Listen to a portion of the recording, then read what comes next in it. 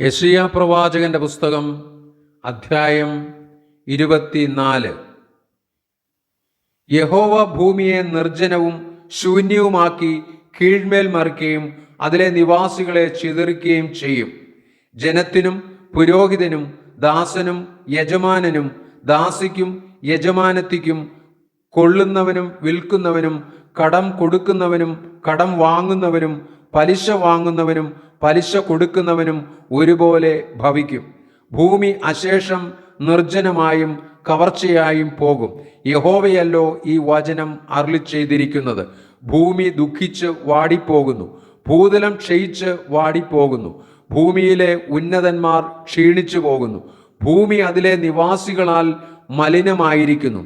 അവർ പ്രമാണങ്ങളെ ലംഘിച്ച് ചട്ടത്തെ മറിച്ച് നിത്യനിയമത്തിന് ഭംഗം വരുത്തിയിരിക്കുന്നു. അതുകൊണ്ട് ഭൂമി ശാപഗ്രസ്തമായി അതിൽ പാർക്കുന്നവർ ശിക്ഷ അനുഭവിക്കുന്നു. അതുകൊണ്ട് ഭൂവാസികൾ ദഹിച്ചുപോയി ചുരുക്കം പേർ മാത്രം ശേഷിച്ചിരിക്കുന്നു. പുതുവീഞ്ഞ് ദുഃഖിക്കുന്നു, മുന്തിരിവള്ളി വാടുന്നു. സന്തുഷ്ട മാനസന്മാരൊക്കെയും നെടുവീർപ്പിടുന്നു.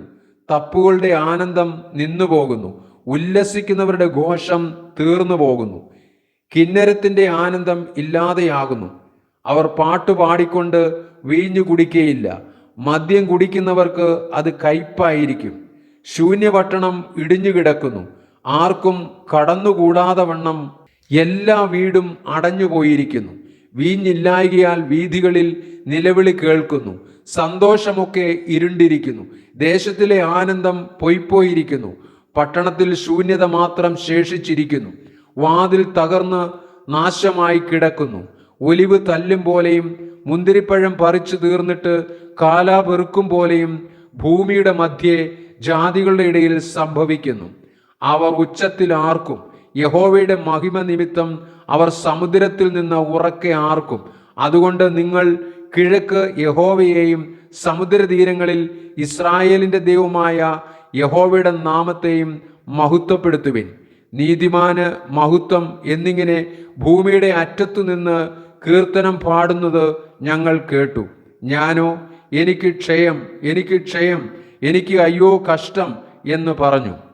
ദ്രോഹികൾ ദ്രോഹം ചെയ്തിരിക്കുന്നു, ദ്രോഹികൾ മഹാദ്രോഹം ചെയ്തിരിക്കുന്നു. ഭൂവാസിയെ പേടിയും കുഴിയും കെണിയും നിനക്ക് നേരിട്ടിരിക്കുന്നു. പേടി കേട്ട് ഓടിപ്പോകുന്നവൻ കുഴിയിൽ വീഴും, കുഴിയിൽ നിന്ന് കയറുന്നവൻ കെണിയിലകപ്പെടും. ഉയരത്തിലെ കിളിവാതിലുകൾ തുറന്നിരിക്കുന്നു, ഭൂമിയുടെ അടിസ്ഥാനങ്ങൾ കുലുങ്ങുന്നു. ഭൂമി പൊടുപടെ പൊട്ടുന്നു, ഭൂമി കിറുകിറെ കീറുന്നു, ഭൂമി കിടുകിട കിടുങ്ങുന്നു. ഭൂമി മത്തനെ പോലെ ചാഞ്ചാടുന്നു, കാവൽമാടം പോലെ ആടുന്നു. അതിൻ്റെ അകൃത്യം അതിന്മേൽ ഭാരമായിരിക്കുന്നു, അത് വീഴും, എഴുന്നേൽക്കുകയുമില്ല. അന്നാളിൽ യഹോവ ഉയരത്തിൽ ഉന്നതന്മാരുടെ സൈന്യത്തെയും ഭൂമിയിൽ ഭൂപാലന്മാരെയും സന്ദർശിക്കും. കുണ്ടറയിൽ വിലങ്ങുകാരെ പോലെ അവരെ ഒന്നിച്ച് കൂട്ടി കാരാഗൃഹത്തിൽ അടയ്ക്കുകയും ഏറിയ നാൾ കഴിഞ്ഞിട്ട് അവരെ സന്ദർശിക്കുകയും ചെയ്യും. സൈന്യങ്ങളുടെ യഹോവ സിയോൻ പർവ്വതത്തിലും യെരുശലേമിലും വാഴുകയാലും അവന്റെ മൂപ്പന്മാരുടെ മുമ്പിൽ തേജസ്സുണ്ടാകയാലും ചന്ദ്രൻ നാണിക്കുകയും സൂര്യൻ ലജ്ജിക്കുകയും ചെയ്യും.